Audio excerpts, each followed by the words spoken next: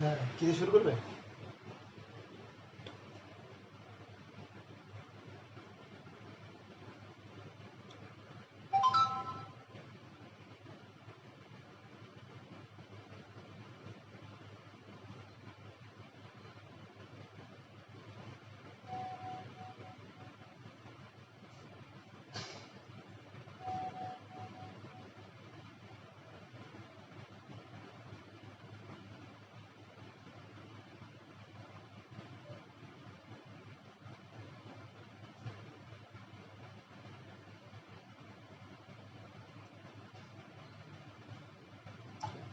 একটু কমেন্ট করবেন যদি শুনতে পান।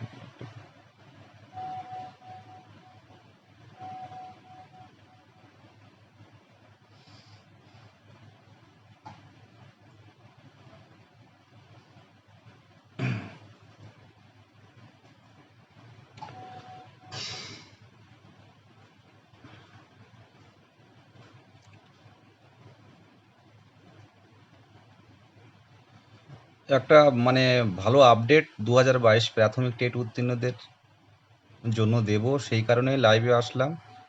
হ্যাঁ সুব্রত বাবু, যেটা 23 জেলা থেকে 2022 প্রাথমিক টেট পাস ডিএলএড ঐক্য মঞ্চ 23 জেলার পক্ষ থেকে আমাদেরকে 3 তারিখের যে বিএড ডিএলএড এর ক্লারিফিকেশন মামলায় আমাদেরকে পাঠানো হয়েছে, সেই কারণে আমরা দিল্লিতে আছি। তো আজকে আমরা মানে শুনছিলাম বা দেখেছি যে 9 তারিখে কেসটা মানে 2014 প্রশ্নভুল 6টা নাম্বার প্রশ্নভুল মামলায় আবার করে নতুন করে নাম্বার দেবে, দিয়ে আবার নতুন করে রেজাল্ট আউট করবে। তো সেই মতো অবস্থায় 23 জেলা থেকে বারে বারে কল আসছিল, দাদা কি হবে, এরা তো ঢুকে গেলে অবস্থা খারাপ হয়ে যাবে, কি হবে দাদা। 9 তারিখে মঙ্গলবারে মামলা উঠছে ম্যাট 1594, 6টা নাম্বার ভুল প্রশ্নের আবার নতুন করে রেজাল্ট আউট বের করবে। তো আমি এখান থেকে 6 ঘন্টা আগে আমার যেটুকু আইডিয়া এবং আমি আমার মানে রেসপেক্টেড অ্যাডভোকেট তাদের কাছ থেকে আলোচনা করে, যেহেতু দিল্লি আছে আমি, সেখানেও তারা ছিলেন, তো কথা বলে যেটুকু বুঝলাম যে ম্যাটের ওঠার সম্ভাবনা কম ছিল। আমি একটা পোস্ট করেছিলাম আমার ফেসবুকের ওয়ালে, অনেকে মানতে পারেনি, হয়তো ভেবেছিলেন যে না 9 তারিখেই মামলা উঠছে ম্যাট 1594, কিন্তু দেখুন আমার এই পোস্টের সাথে মিল আছে কিনা। এখন আমাদের কেস আপডেট গ্রুপে অলরেডি আমরা আপডেট দিয়ে দিয়েছি যে ম্যাট 1594 কিন্তু 9 তারিখে থাকছে না, কিন্তু খুব দ্রুত আসবে, মানে এই মাসের মনে হয় 24 তারিখ, তাই তো 24শে এপ্রিল এটা উঠতে চলেছে। তো হ্যাঁ উঠতে পারে।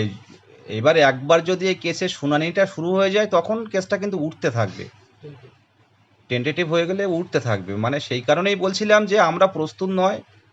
প্রথম হেয়ারিংটা আমরা খুব ভালোভাবে করতে পারবো, কিন্তু তার পরবর্তী হেয়ারিংগুলো কিন্তু আমাদের দেখতে হবে। ফান্ডিং কিন্তু সেই পরিমাণ নেই, যারা একবার ফান্ডিং দিচ্ছে তারাই দিচ্ছে, এবং ফান্ডিংটা খুব কম, খুব কম। 500 বলেছি, সেখানেও অনেক কম দিচ্ছে।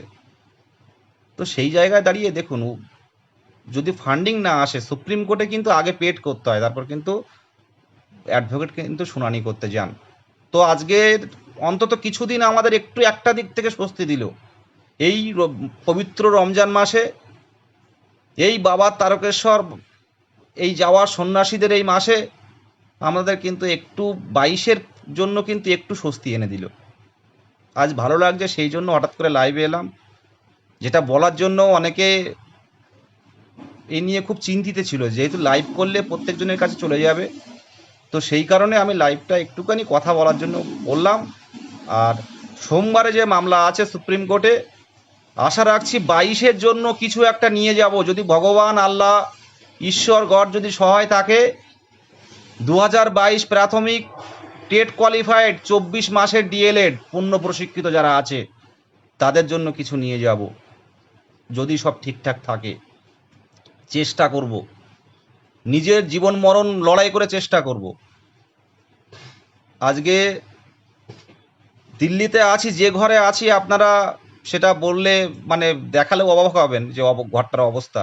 এত সারপোকা কোনোদিন দেখিনি। সারপোকা, সারপোকা তো সারপোকা মানে যে কি কষ্টের মধ্যে আছি বা কি কষ্টের মধ্যে এসছি, যাবও কি করে তার কোনো ঠিক নেই। একটাই লক্ষ্য যে যেন দিনের শেষে যেন হাসতে পারি। আর 23 জেলা যেন সবাই ফোন করে জানাতে পারে, দাদা পেয়ে গেছি, দাদা দাদা পেয়ে গেছি, দাদা চাকরিটা হয়ে গেছে দাদা। এই কথাটা যেন 23 জেলার যারা অ্যাডমিন আছে তাদেরকে, প্রত্যেক জেলার অ্যাডমিনদের যারা জানায় যে আমি পেয়ে গেছি দাদা, এই কথাটা শুনলেই কিন্তু সেই দিনের মতো আনন্দ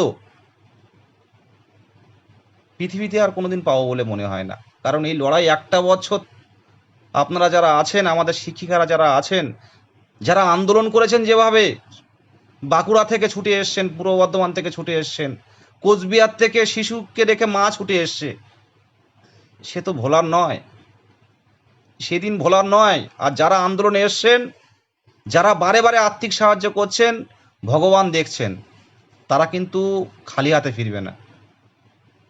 তো ম্যাটটা কিছুটা স্বস্তি দিল। আর যেটা বলার, বেশি দীর্ঘায়িত করব না। সুপ্রিম কোর্টে মানে আমাদের যে সোমবারে যে কেসটা আছে 8 তারিখে, এখনো পর্যন্ত কিন্তু ফান্ডিংয়ে আছে, কিন্তু আরও কিন্তু ফান্ডিং প্রয়োজন। আপনাদের বললাম, যারা একবার ফান্ডিং দিয়েছেন আরেকবার ফান্ডিং দিন। আমরা তো প্রশ্ন ভুলের জন্য 5,000 টাকা চাইছি না, 7,000 টাকা চাইছি না, আমরা 500 টাকা চাইছি, আমরা 1200 টাকা চাইছি না। বারবার বলছি, নিজের প্রয়োজনে, নিজের স্বপ্নকে বাস্তবায়িত করতে আসুন একসাথে হাতে হাত মেলাইতে এই জেলা মিলে। আর এই ঐক্যমঞ্চ স্বচ্ছতার সহিত কাজ করবে।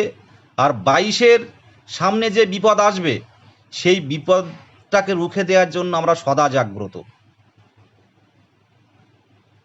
জাগ্রত। একদম পার্থপ্রতিম বন্দ্যোপাধ্যায়, আমরা সবার সাথে আছি। হ্যাঁ দাদা, হ্যাঁ থাকো। হ্যাঁ, রিয়া সিংহা বলছে তুমি ভালো থাকো দাদা। হ্যাঁ, তোমরাও ভালো থাকো।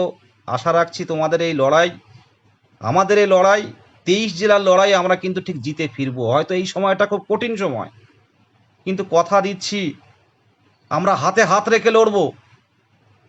আর ইন্টারভিউ নোটিশনে আমরা খুব দ্রুত কিন্তু আমাদের স্বপ্ন পূরণ করতে চলবো। এই বলবো, যারা একবার ফান্ডিং দিয়েছেন আরেকবার ফান্ডিং দিন। সুভাষচন্দ্র বাগের অ্যাকাউন্টে আমরা লড়ছি, ম্যাট আটকাবো, এবং সাথে